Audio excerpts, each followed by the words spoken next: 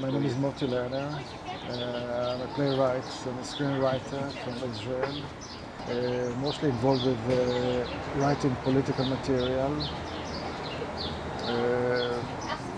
mostly about the Israeli-Palestinian conflict, but not exclusively.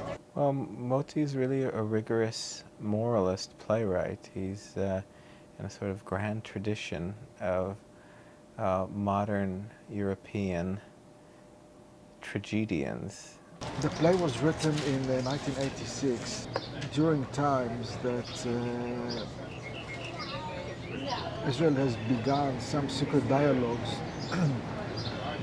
with Jordan on a peace treaty. At that time, Jordan was still the sovereign of the West Bank, and Israelis, mainly Shimon Peres, negotiated in London through secret meetings with King Hussein of Jordan a kind of peace treaty between Israel and Jordan that will solve also the issue of the occupied territories. Information about this dialogue leaked. It created terrible response in Israel. The Prime Minister at that time was Yitzhak Shamir, and he immediately stopped the negotiations. As a result of it, he had to go to Madrid conference a couple of years later. But this was the beginning of serious dialogue that actually for the first time Israel recognized the necessity to withdraw from most of the occupied territories. The settlers responded with hostility, and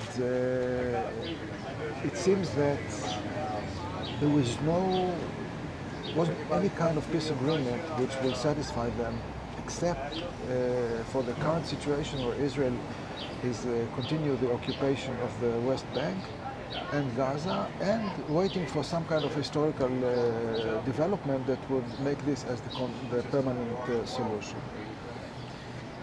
This was the background, and I thought that another thing that has to be clear is that in 1984, 2 years before I wrote the play, a Jewish underground was discovered among the settlers. This Jewish underground, which included in it many of the leaders of the settlement movement, was discovered just before they were able to put bombs on the 6 buses in East Jerusalem. And the next operation they planned was the bombing of the mosques on the Temple Mount. Now, this idea that Jews are planning it, actually, they already stole dynamite from the army, big quantities of dynamite from the army, and prepared bombs in order to bomb the mosques. This was quite a dangerous underground. They carried out several operations, killing mayors of Arab towns, killing several people in Islamic colleges. And the main plan was to destroy the mosques on Temple Mount. I discovered that, to my utter surprise, this plan was the end of the development of the Messianic idea that we all know began in the beginning of the 20th century when Rabbi Kook, the first Rabbi Kook, the father Abraham Kook, declared that yes, the Zionism is the beginning of Messianism. Pangs of the Messiah refers to a religious term, tries to describe the period before the coming of the Messiah. And one of the characteristics of this period is catastrophe after catastrophe. Danny's conviction that this catastrophe that he has created is the pangs of the Messiah, and once he creates the pangs of the Messiah will inevitably come soon. The character Benny in the play is actually based on a real character. His name is Yehuda Etzion, who was the head of the Jewish underground that was discovered in the 40s. And he developed the Messianic idea a step further. He said, not only that the coming of the Messiah is irreversible. Not only that it is certain that the Messiah will arrive, but we can make him come sooner. We can influence the Almighty, we can influence God to send the Messiah right now. How do we do it? By creating the catastrophe. And the Messiah in the Jewish tradition will come right after the catastrophe. So if we create the catastrophe now, God will send the Messiah in Shia ideology. It's exactly the same.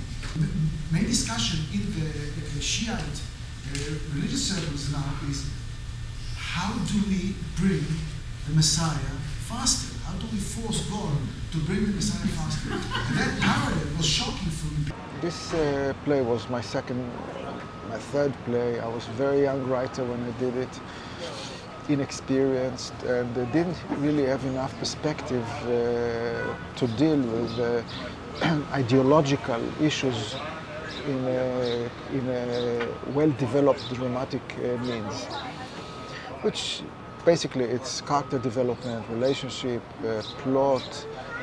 And I thought that the play was not, when it was written, although it was performed with, I must say, quite a success, it wasn't really well written. So after 20 years, having writing several plays since then, I thought that the dramatic structure, the characters, the relationship, the plot was better in this version. Because the play is very well made, and you have to follow the behavior of the characters very carefully. They are very well written, and you have to, if I may say so, you have to follow the instructions. It's hard for me to say how characters are born into a play. Mostly I think they are born into the play in a very intuitive way. They are there because some kind of intuition created them into the play. Later I have to justify their existence in the structure of the play, in the plot, in the conflicts. Motti really chose to do all of it in a very claustrophobic situation. I mean, nobody from outside, only the settlers.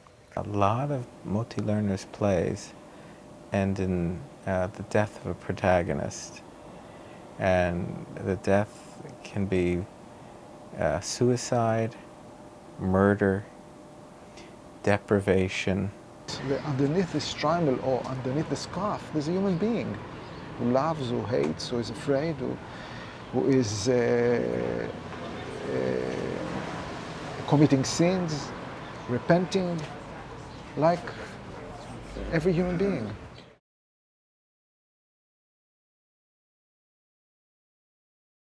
The play was done at the Camera Theatre in Tel Aviv, which has a large subscribers base.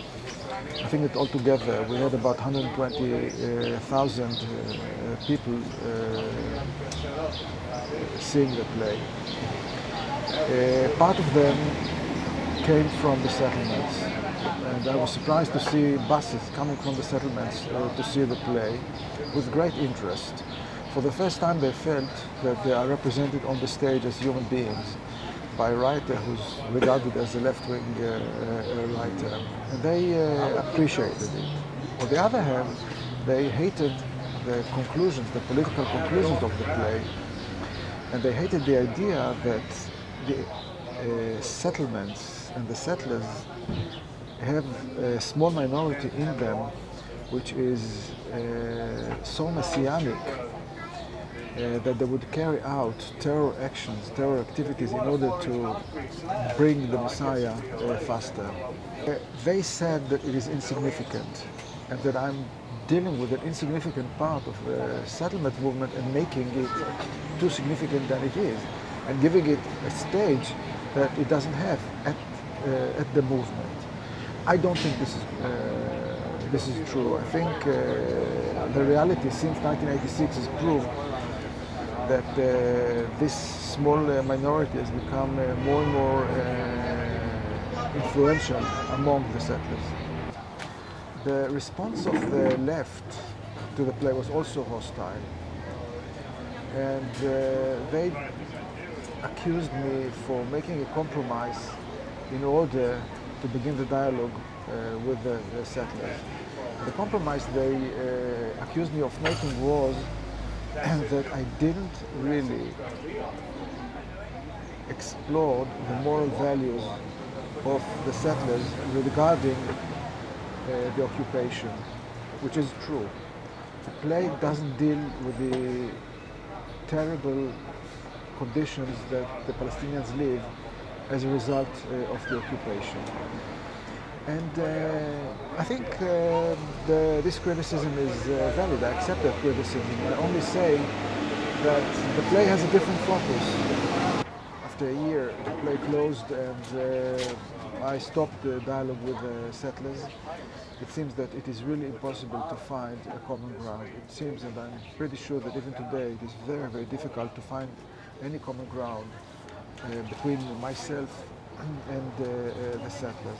I don't think this play will be seen as anti-Israel. They love the land of Israel no less than the settlers do. It's a line from the play, it's a line in the playbill. The answer to you is that I'm Israeli, that is in Israel, I was born in Israel, probably always lived in Israel, and I'm struggling to make the Israeli society a better society according to my values. I'm struggling to create a society which will live peacefully, which will be progressive. And part of this struggle to create such a society is to expose dangerous elements in the society that are endangering this process. And I don't think that all settlers agree with Benny. I don't think that all settlers support the idea of bombing the mosques. But I would like the settlers community to be aware of people like Benny among themselves. I would like the settlers leaders, the religious leaders, political leaders to take responsibility and make sure that these elements will not at the end dictate the political process in Israel and in the Middle East. So the play is a warning message for the majority, for the center. The play is a warning message for the majority that we have to take responsibility and make sure that these elements will be, I never use the word wiped out. Will be educated, will be taught, will be freed from dogmas.